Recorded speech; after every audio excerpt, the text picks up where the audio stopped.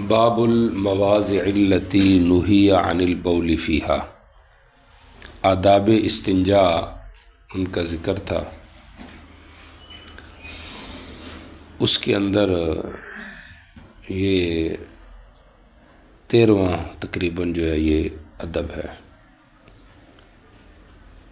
کہ مواضع مخصوصہ یا غیر منہی عنہا ان کا استعمال کرنا چاہیے بول و براز کے لیے۔ مواضع موذیہ للناس او للدواب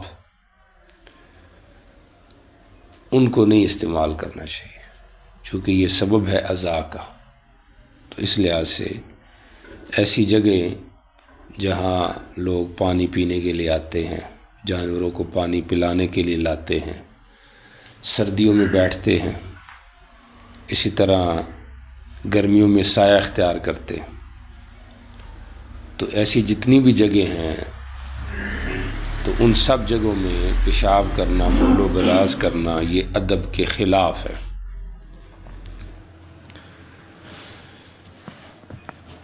باب المواضع، یہ عنوان کس کا ہے؟ ان جگہوں کا جہاں پیشاب کرنا منع کیا گیا ہے۔ تو بول کا جو لفظ ہے سمجھ آ رہی، ذکر بول کے لیکن براز بھی اس کے اندر داخل ہے علت کے عام ہونے کی وجہ سے، سمجھ آ رہی، اور یا اس کا تخصیص باعتبار کثرت کے ہے۔ اس بات ترجمہ دیکھیں، ربط و ماقبل سے ہو گیا ہے۔ پہلا جو حدیث ہے اس کے اندر بھی رستے کے اندر پیشاب کرنا یا لوگوں کے سائے کی جگہ میں پیشاب کرنا، تو اس بات ترجمہ بالمعنی ہے کہ ایسی جگہوں پہ نہیں کرنا چاہیے۔ اس سے اگلی روایت میں بھی یہ آپ نے کہا ایسی 3 جگہوں میں پیشاب نہ کرو ورنہ لعنت آئے گی۔ البراز فی الموارث، چشموں کے اندر، چشموں کے قریب براز کرنا، رستے کے درمیان کرنا اور سائے میں کرنا۔ سند کے حوالے سے پہلی حدیث تو صحیح ہے، دوسری جو حدیث ہے اس کے اندر تضعیف و تحسین میں اختلاف ہے علماء کا۔ اس کی وجہ یہ ہے کہ اس کے اندر ایک راوی ہے ابو سعید الحميري حدثه عن معاذ بن جبل، تو انقطاع ہے اس روایت میں کہ ابو سعید کا سماع نہیں حضرت معاذ سے، اور مزید یہ ہے کہ یہ مجہول راوی ہے، تو اس لحاظ سے اس کی تضعیف بھی کی گئی ہے، حاکم وغیرہ نے اس کی تصحیح بھی کی ہے۔ مصنف کا جو طریقہ ہے وہ ہر باب میں ایک ہی روایت لانا ہے، یہاں پہ 2 لائے ہیں۔ نکتہ کیا ہے؟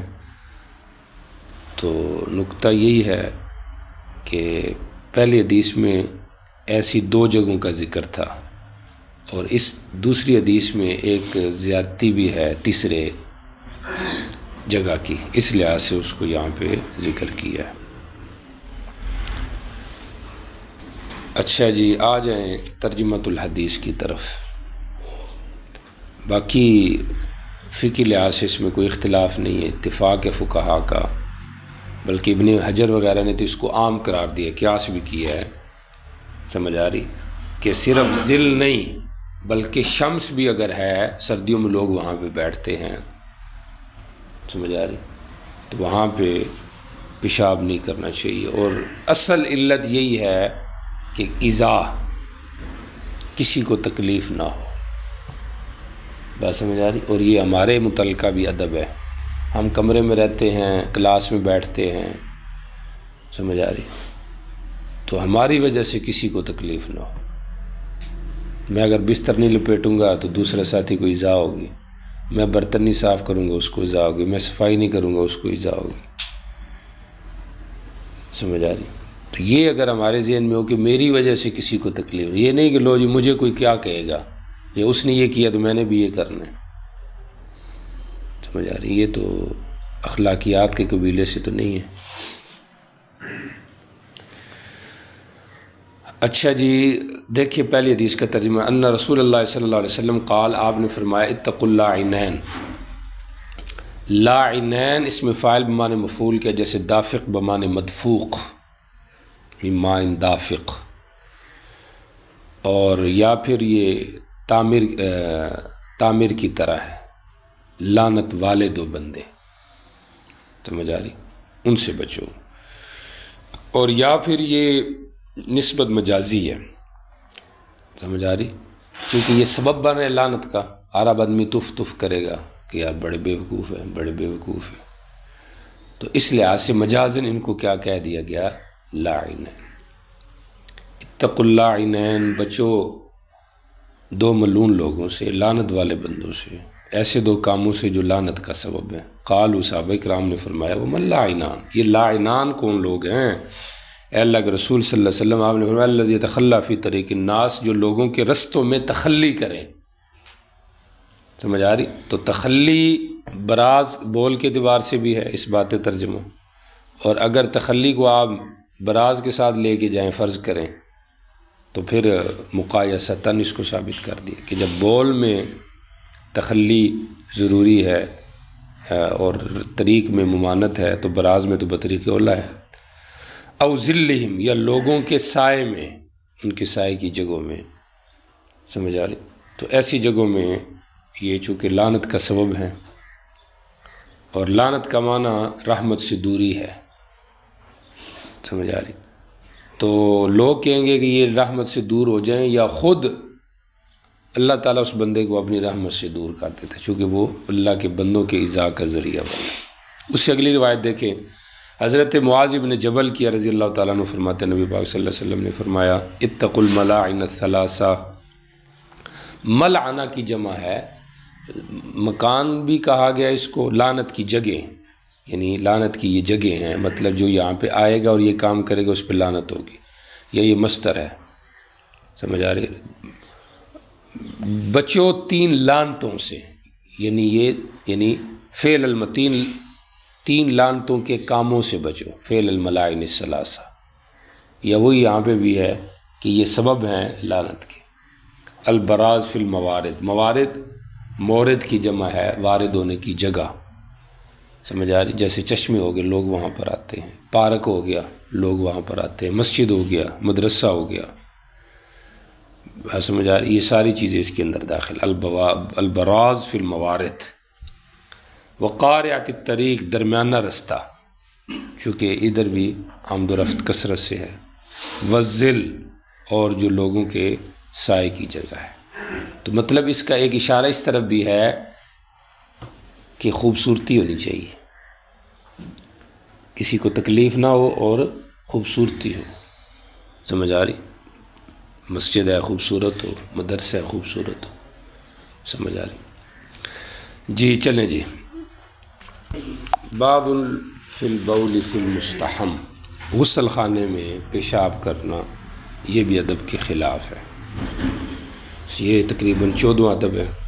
مستحم حمیم سے ہے، حمیم کہتے ہیں گرم پانی کو، تو چونکہ غسل خانوں میں عموماً گرم پانی استعمال ہوتا ہے، ٹھیک ہو گیا، خاص طور پہ عرب میں تو سمجھ آ رہی، بغیر گرم کیے گرم پانی استعمال، اللہ میں مکہ مدینہ کی زیارت نصیب فرمائے، وہاں پہ جو پانی عام استنجوں میں ملتا ہے غسل خانوں میں تو وہ گرم ہوتا ہے، ایسے جیسے خوب کسی نے گرم کیا اس کو، بعض اوقات اس کو بڑے احتیاط سے استعمال کرنا پڑتا ہے۔ تو مستحم، حمام اور مغتسل، سمجھ آ رہی، یہ الفاظ مترادفہ، تو اس کی ممانت آ رہی ہے، ٹھیک ہو گیا۔ اچھا جی، اس باتیں یہ ماقبل سے ادب ہو گیا، سمجھ آ رہی، یعنی جن جگہوں میں پیشاب کرنے سے روکا گیا، 3 کا ذکر تو پیچھے آ گیا نا، چوتھی یہ آگے بول فی المستحم۔ اچھا جی، اس بات ترجمہ بالماء نہیں ہے، پہلے حدیث میں بھی ہے کہ آپ نے کہا اس طرح پیشاب نہ کرو کیونکہ وسوسے پیدا ہوتے ہیں، اور اگلی حدیث میں بھی یہی ہے کہ آپ نے اس سے کیا کیا ہے، منع کیا ہے۔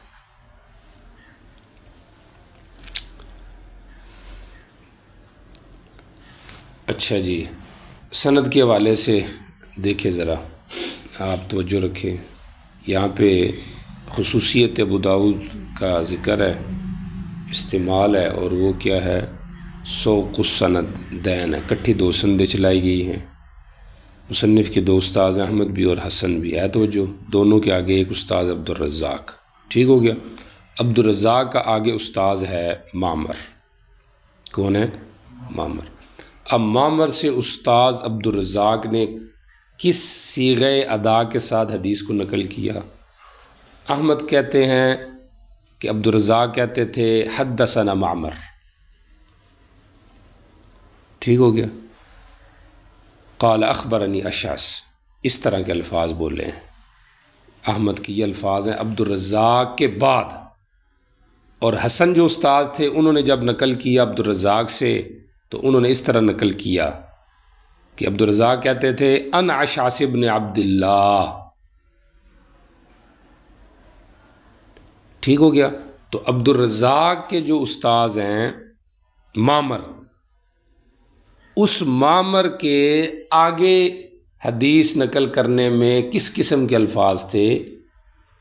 احمد کہتے ہیں اخبرنی ہے، معمر نے کہا ہے، اور حسن کیا کہتے ہیں؟ اخبرنی نہیں ہے بلکہ ان اشعثی ہے۔ کوئی گل سمجھ آ گئی؟ ایک فرق تو یہ ہو گیا کہ صیغہ اخبار ہے یا صیغہ انعنا ہے، انعنا ہے، ٹھیک ہو گیا۔ اور دوسرا فرق یہ ہو سکتا ہے دونوں کے سندوں میں فرق کے اعتبار سے کہ جو احمد نے نقل کی ہے وہاں پر عبدالرزاق اور اشعث کے درمیان معمر کا واسطہ ہے، ٹھیک ہو گیا، نظر آ رہا ہے؟ عبدالرزاق قال حدثنا معمر، یہ احمد کہہ رہا ہے، پھر کہہ رہا ہے معمر کہتا ہے اخبرنی اشعث، اور حسن نے جب نقل کیا تو حسن نے کیا کہا؟ حدثنا عبدالرزاق عن اشعث بن عبداللہ۔ تو ایک کے اندر معمر کا لفظ موجود ہے اور دوسرے کے اندر موجود نہیں۔ کتنے فرق ہو گئے؟ تیسرا فرق یہ بھی ہو سکتا ہے کہ احمد نے جب نقل کیا تو اس نے صرف اشعث بولا، آگے نسبت نہیں بولی، ٹھیک ہو گیا۔ اور جب حسن نے بولا تو اس نے کیا کہا؟ ان اشعث بن عبداللہ۔ 3 فرق میں نے آپ کو بتا دیے، سمجھا بھی دیے، نہیں سمجھ آئے دوبارہ دہرا دیتا ہوں۔ احمد نے کیا کہا کہ عبدالرزاق نقل کر رہا ہے، سمجھ آ رہی؟ معمر سے حدیث کس واسطے، کن الفاظ سے؟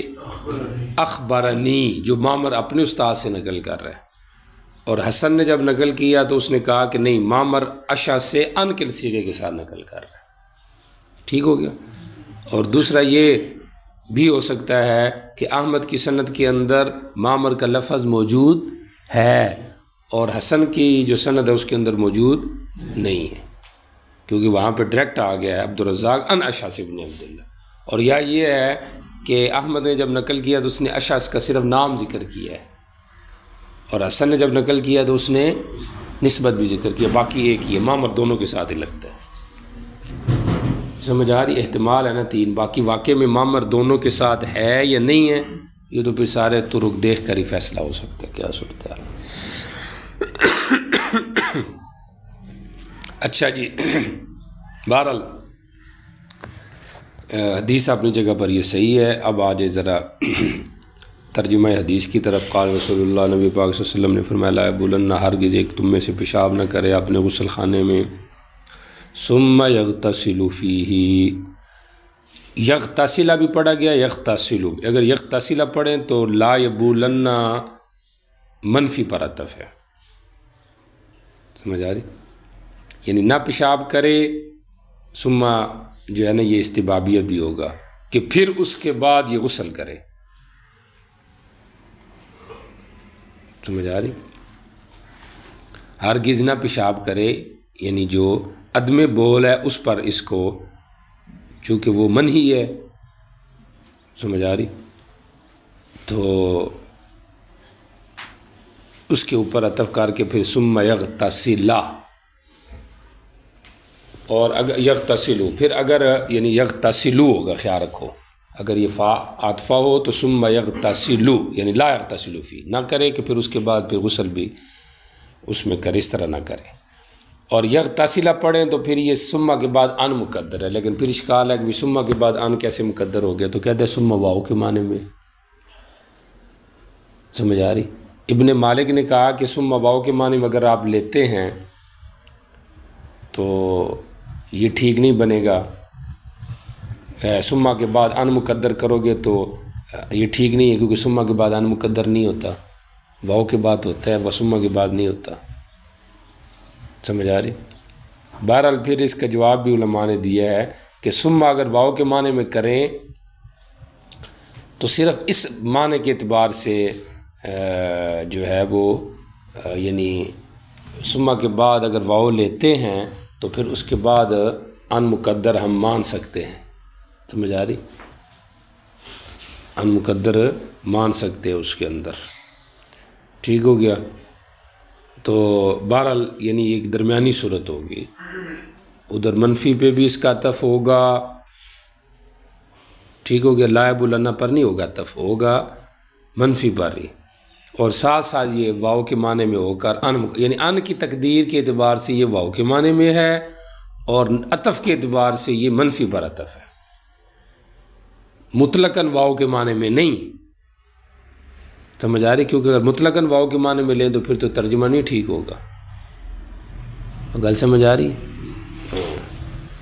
اچھا جی، دیکھیں یہاں پر ثم استبادیہ ہے کہ پیشاب نہ کرے، اور پھر بعد یہ ہے کہ پھر اس میں غسل بھی کرے، تو مقصد دونوں کو جمع نہ کرے، یہ بھی ٹھیک ہے، نہ پیشاب کرے کہ اس کے بعد پھر اس میں غسل کرے، یعنی دونوں کو جمع نہ کرے، سمجھ آ رہی؟ اور الگ الگ بھی نہیں ہے کہ پیشاب بھی نہ کرے، یہ بھی ٹھیک ہے، سمجھ آ رہی؟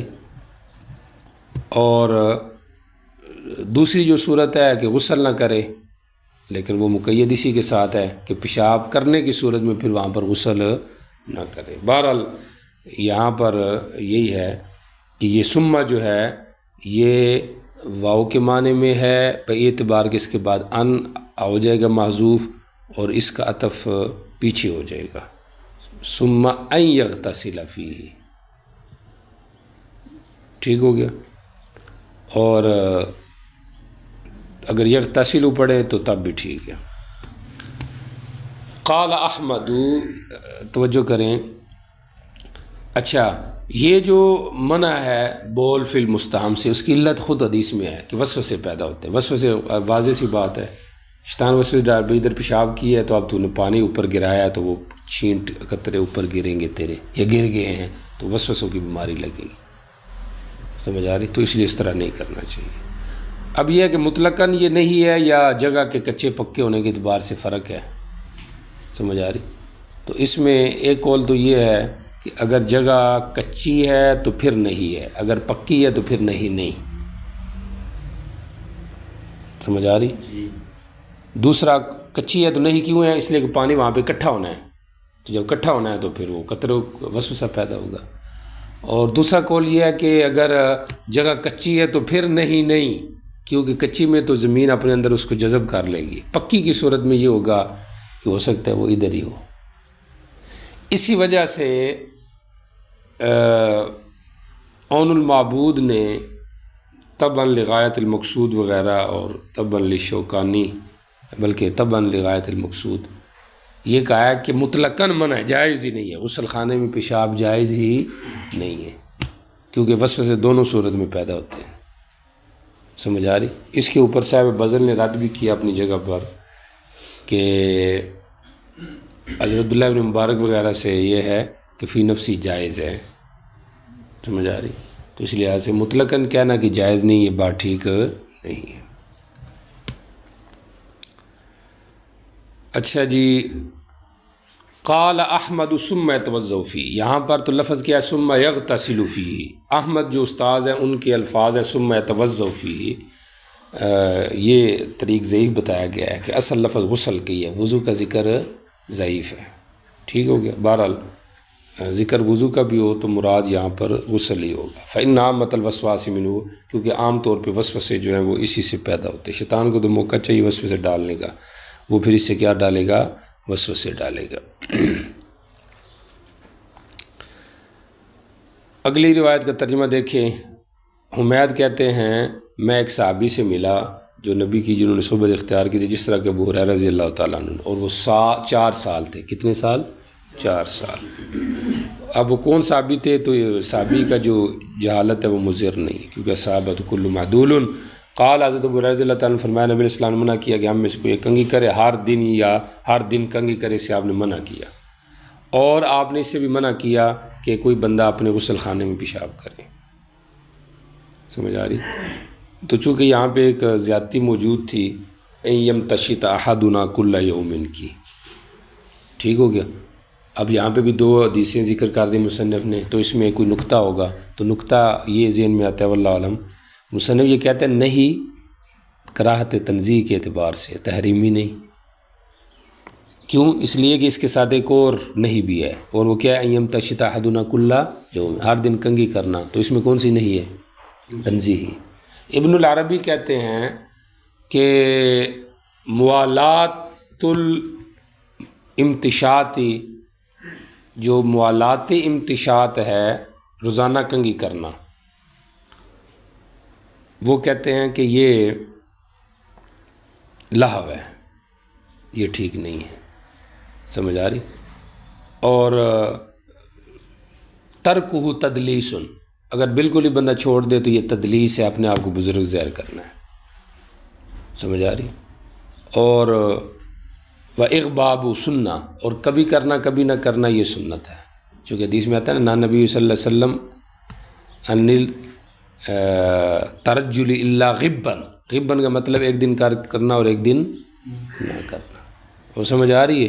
عورتوں کے بارے میں بھی یہی حکم ہے کہ وہ بھی موالات نہ کریں۔ سمجھ آ رہی کہ نہیں آ رہی؟ بہرحال